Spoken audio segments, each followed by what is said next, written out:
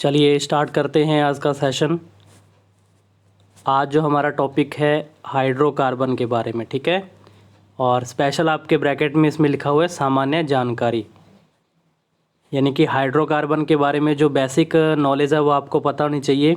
लेकिन हम इससे क्या है, थोड़ा लेवल अप लेके चलेंगे ताकि कोई भी क्वेश्चन हमारा रीट एग्ज़ाम के लिए क्या हो, पेंडिंग ना रहे, ठीक है।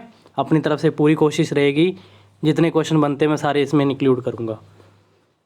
तो वैसे तो ये आज पार्ट फर्स्ट है, क्योंकि क्वेश्चन ज़्यादा बनेंगे अभी, ये तो फर्स्ट पार्ट है, ठीक है। सारे क्वेश्चन इंपॉर्टेंट है आपके आरबीएसई बुक का। ये जो 10th क्लास का ये चैप्टर है हाइड्रोकार्बन, कार्बन और उसके यौगिक चैप्टर का नाम है ना, उसके अंदर ये हेडिंग लगी है हाइड्रोकार्बन के बारे में डिटेल में आपके बताया हुआ है, ठीक है। वहीं से मैंने क्वेश्चन पिक किए हैं। अगर किसी क्वेश्चन में डाउट होता है तो आप कमेंट करें। अभी वो हरित गृह प्रभाव वाली वीडियो पे जो कमेंट आया था ओजोन डिप्लीशन के बारे में, थोड़ा कन्फ्यूज़न है, तो उसको मैं दोबारा देख लूँगा कि कैसे क्वेश्चन को मतलब कि आप उसको समझ रहे हैं, और अगर कोई है तो उसमें मैं आपका करेक्ट करवा दूँगा, ठीक है। चलिए फर्स्ट क्वेश्चन देखते हैं, और फर्स्ट क्वेश्चन ही आपका इम्पोर्टेंट है। हाइड्रोकार्बन से संबंधित असत्य कथन कौन सा है, आपको बताना होगा, ठीक है। ऑप्शन आपके सामने हैं, देखिए। संतृप्त और असंतृप्त हाइड्रोकार्बन विवरित श्रृंखला युक्त हाइड्रोकार्बन है। ये बिल्कुल सही बात है आपकी, ठीक है। फर्स्ट ऑप्शन सही है, क्योंकि हम जानते हैं कि जब हम हाइड्रोकार्बन का वर्गीकरण पढ़ते हैं तो इसको दो भागों में हम बांटते हैं। एक तो विवरित श्रृंखला युक्त होते हैं, और एक कौन से होते हैं, सवृत श्रृंखला युक्त हाइड्रोकार्बन। विवरित को अचक्रीय भी बोलते हैं और एलिफेटिक यौगिक के नाम से भी हम जानते हैं, और सवृत को हम बोलते हैं चक्रीय यौगिक के नाम से, ठीक है ना, चक्रीय हाइड्रोकार्बन के नाम से। तो विवरित श्रृंखला युक्त कौन से होते हैं, अचक्रीय। तो अचक्रीय के ये दोनों ही भाग हैं, संतृप्त और असंतृप्त, ठीक है। नेक्स्ट ऑप्शन क्या है, एलिसाइक्लिक यौगिक और एरोमेटिक हाइड्रोकार्बन, ये सवृत श्रृंखला युक्त हाइड्रोकार्बन के प्रकार हैं। ये भी बिल्कुल सही है। एलिसाइक्लिक यौगिक और एरोमेटिक हाइड्रोकार्बन जो है ये किसके भाग हैं, सवृत श्रृंखला युक्त के। सवृत मतलब चक्रीय श्रृंखला। नेक्स्ट, एल्कीन और एल्काइन असंतृप्त हाइड्रोकार्बन के प्रकार हैं। सही है ऑप्शन, बिल्कुल सही है। असंतृप्त हाइड्रोकार्बन वो होते हैं जिनके जो बॉन्ड हम कहें जो बंद होते हैं वो क्या होते हैं, असंतृप्त। मतलब कि वो क्या हो सकते हैं, बॉन्ड ब्रेक हो सकते हैं, टूट सकते हैं। लेकिन इसके अलावा ये तो एल्कीन एल्काइन है, और वहीं पे हम बात करें एक और रह गया हमारा, कौन सा, एल्केन। उसके अंदर सिंगल बंद होता है, ठीक है ना, एकल बंद होता है, और वो मजबूत होता है, और वो कौन से का भाग होता है, संतृप्त हाइड्रोकार्बन का। तो इसके अकॉर्डिंग ये ऑप्शन भी सही है आपका। और लास्ट देखिए क्या लिखा है, बेंजीन एरोमेट्रिक हाइड्रोकार्बन का उदाहरण नहीं है। तो ये आपका असत्य कथन हो गया। इस क्वेश्चन का असत्य कथन ये द ऑप्शन है। इन्होंने कहा कि बेंजीन जो है वो एरोमेटिक हाइड्रोकार्बन का उदाहरण नहीं है, तो ये गलत बात है भाई। तो यानी कि बेंजीन एरोमेटिक हाइड्रोकार्बन का उदाहरण है, ठीक है ना, क्योंकि बेंजीन को जब जलाएंगे तो खास बात क्या होती है एरोमेटिक हाइड्रोकार्बन्स की, कि जब ये जलते हैं तो काले धुएं के साथ जलते हैं, ठीक है भाई। तो ये ऑप्शन आपका रॉन्ग हो गया, असत्य कथन है इन्होंने बताया, उसके अकॉर्डिंग ये द ऑप्शन आपका हो जाएगा। चलिए नेक्स्ट क्वेश्चन, निम्न में से एल्काइन श्रेणी का सामान्य सूत्र कौन सा है, CnH2n+2, CnH2n और CnH2n-2। एल्काइन श्रेणी का पूछा है, तो इसका राइट आंसर क्या होगा फ्रेंड्स, ऑप्शन स होगा, ठीक है भाई। ये एल्काइन श्रेणी का सामान्य सूत्र है, और CnH2n+2 ये एल्केन श्रेणी का है, और CnH2n ये किसका है, एल्कीन श्रेणी का। तो हमने तीनों सूत्रों को एक ही क्वेश्चन में कर लिया, और ये आपका एक क्वेश्चन कंप्लीट होता। इसमें 3 क्वेश्चन बन गए आपके एक टाइप से ना, ऑप्शन 3 हैं लेकिन ये आपके क्वेश्चन भी हैं। तो अभी जो आपका राइट आंसर होगा वो ये होगा, ठीक है।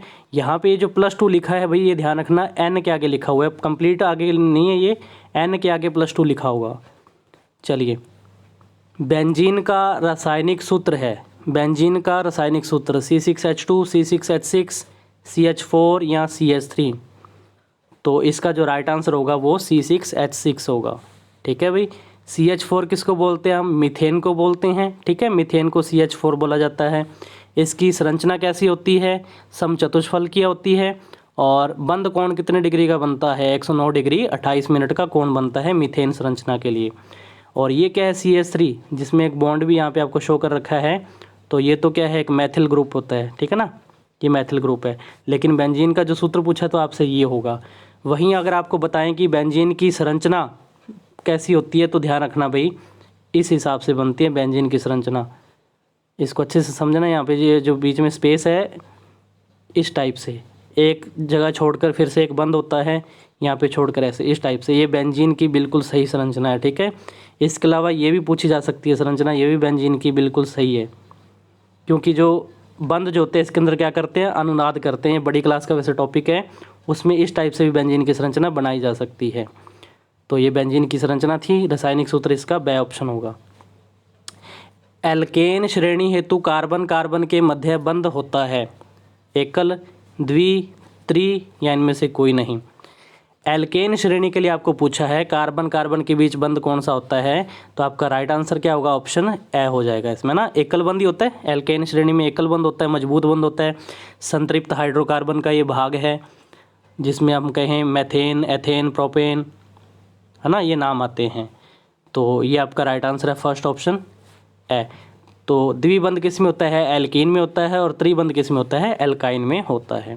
वहीं हम बात करें कि ये जो सिंगल बंध है इसके लिए हम जो कहें तो सिग्मा बंध इसको हम बोलते हैं। सिंगल को क्या बोलते हैं, सिग्मा। द्विबंध में क्या होता है, एक तो सिग्मा होता है और एक क्या होता है इसमें पाई बंध होता है। और त्रिबंध में क्या होता है, सिग्मा, पाई और सिग्मा, इस हिसाब से बंध होते हैं भाई। ठीक है, और कार्बन एकमात्र ऐसा तत्व कहेंगे कि ये तीनों प्रकार के बंध बना सकता है, एकल भी, द्वि भी और त्रिबंध भी बना सकता है। ये श्रृंखलन का गुण पाया जाता है कार्बन के अंदर। रूढ़ पद्धति के अनुसार नामकरण सही नहीं है। रूढ़ पद्धति के अनुसार नामकरण कौन सा सही नहीं है, CH4 के लिए मार्च गैस, CH3OH के लिए फॉर्मिक अम्ल, CH3COOH के लिए एसिटिक अम्ल और HCOOH के लिए फॉर्मिक अम्ल। तो बताइए कि कौन सा सही नहीं है, तो आपका राइट आंसर होगा CH3OH। ये आपस में नामकरण सही नहीं है, क्योंकि CH3OH किसको बोलते हैं हम, ये तो होता है आपका कास्ट स्प्रिट जिसको हम बोलते हैं। ठीक है ना, कास्ट स्प्रिट के नाम से जानते हैं। तो फिर फॉर्मिक अम्ल का सूत्र ये नीचे जो दे रखा है ये सही है आपका, ये फॉर्मिक अम्ल का सूत्र होता है। ये कास्ट स्प्रिट का था और ये फॉर्मिक अम्ल का है भाई, ध्यान रखना इस चीज़ का। मार्च गैस कहाँ से उत्पन्न होती है, तो हम कहें दलदली क्षेत्रों से उत्पन्न होती है। फॉर्मिक अम्ल कहाँ होता है, तो हम कहेंगे चींटियों के डंक में ये फॉर्मिक अम्ल होता है ना। फॉर्मिक अम्ल डंक में पाया जाता है एक हिसाब से हम कहें तो। इसके अलावा एसिटिक अम्ल जो है ये हमें कहाँ से मिला था रूढ़ पद्धति के अनुसार, तो जो एसिटम जो होता है ना, जैसे सिरके के अंदर ये पाया जाता है एक हिसाब से एसिटिक अम्ल, इस हिसाब से है। और कास्ट स्प्रिट जो मैंने बताया था वो लकड़ी के भंजक आसवन से अपने को मिलता है। CH3OH जो होता है कास्ट स्प्रिट लकड़ी के भंजक आसवन से प्राप्त होता है। चलिए नेक्स्ट क्वेश्चन। रूढ़ पद्धति में अशाखित हाइड्रोकार्बन का सुमेलित रूप कौन सा है। रूढ़ पद्धति में आपको बताना है कि अशाखित हाइड्रोकार्बन का सुमेलित रूप कौन सा है। तो फर्स्ट देखिए, जब कार्बन और हाइड्रोजन की बहुत लंबी श्रृंखला बनती है तो इसको हम N से शो करते हैं, यानी कि नॉर्मल से। तो ये 5 कार्बन है इसलिए इसका नाम क्या है, नॉर्मल पेंटेन है। और ये जो बे ऑप्शन में जो संरचना बनाई हुई है ये आइसोपेंटेन का उदाहरण है रूढ़ पद्धति के अनुसार, बिल्कुल सही है, क्योंकि इसमें 1, 2, 3, 4 और 5 कार्बन इसके अंदर भी हैं। और जिसमें T आकृति बनती है ना वो आइसोपेंटेन में आती है, यानी कि आइसो उनके लिए नाम यूज़ में लेते हैं। और वहीं पे बात करें, देखो थर्ड ऑप्शन में क्या है, नियो। जब ये प्लस का साइन बनता है तो ऐसी शेप को हम रूढ़ पद्धति में बोलते हैं नियो। और ये कार्बन कितने हैं, ये भी टोटल 5 है। तो पेंटेन, क्योंकि सिंगल बंद है तो एन लग जाता है, नियो पेंटेन इसका नाम है। और ये इसकी पहचान है कि प्लस का साइन होगा। तो ये सारे के सारे सुमेलित, आपसे सुमेलित पूछा था, ये सारे क्या है, सुमेलित। राइट ऑप्शन क्या हो जाएगा, उपरोक्त सभी हो जाएगा। कार्बन परमाणु की विशेषता है कि इसका परमाणु क्रमांक 6 होता है, इसका इलेक्ट्रॉनिक विन्यास 1s2 2s2 2p2 होता है। कार्बन की संयोजकता धनात्मक और ऋणात्मक में 4 होती है और उपयुक्त सभी। तो परमाणु क्रमांक 6 होता है, बिल्कुल सही है। इलेक्ट्रॉनिक विन्यास 1s2 2s2 2p2 होता है, बिल्कुल सही है। संयोजकता 4 होती है, वो भी प्लस में हो सकती है और माइनस दोनों में हो सकती है, ये भी बिल्कुल सही है। और राइट जो लास्ट ऑप्शन आपका उपरोक्त सभी, तो यही आपका क्या हो जाएगा, आंसर हो जाएगा। अब आप सोचेंगे कि धनात्मक और ऋणात्मक कैसे, संयोजकता दोनों कैसे दर्शाता है।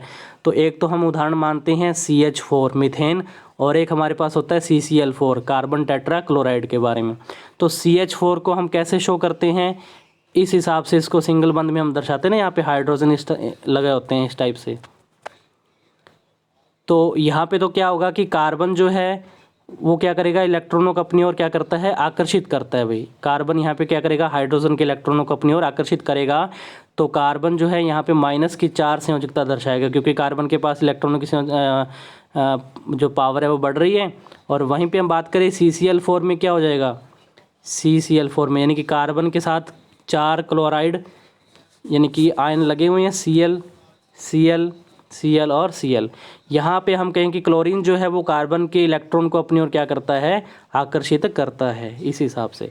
तो यहाँ पे क्या आ जाएगा कि कार्बन के पास 4 इलेक्ट्रॉन की कमी हो रही है, जिसको हम किससे शो करते हैं, +4 संयोजकता से दर्शाते हैं। तो इस प्रकार हम कहेंगे कि +4 संयोजकता भी होती है और -4 भी होती है।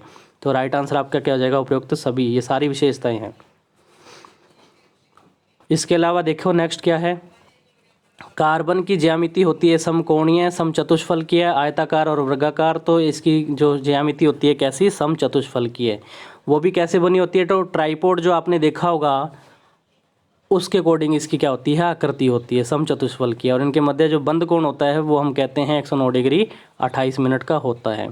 सुमेलित बिंदु कौन सा, इलेक्ट्रॉन बिंदु संरचना की बात कर रहे हैं। तो आपको बताना है कि इनमें से इलेक्ट्रॉन बिंदु संरचना के आधार पर कौन कौन सुमेलित है। तो फर्स्ट जो है ये आपका CH4 का उदाहरण है, CH4 यानी कि मीथेन के बारे में। तो ये इसकी इलेक्ट्रॉन बिंदु संरचना है और ये इसकी सामान्य संरचना है, तो दोनों ही सही हैं, सुमेलित हैं। नेक्स्ट देखिए, बे ऑप्शन में आपको बताया कि CH2 डबल बॉन्ड CH2, ये किसका फॉर्मूला है, एथीन का है।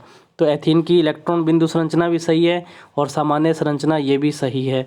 और लास्ट देखिए, ये लास्ट है हमारे पास CH ट्रिपल बॉन्ड CH, किसकी संरचना होती है, इसको एथाइन कह सकते हो या इसको आप एसिटिलीन भी कह सकते हो, दोनों ही सही हैं।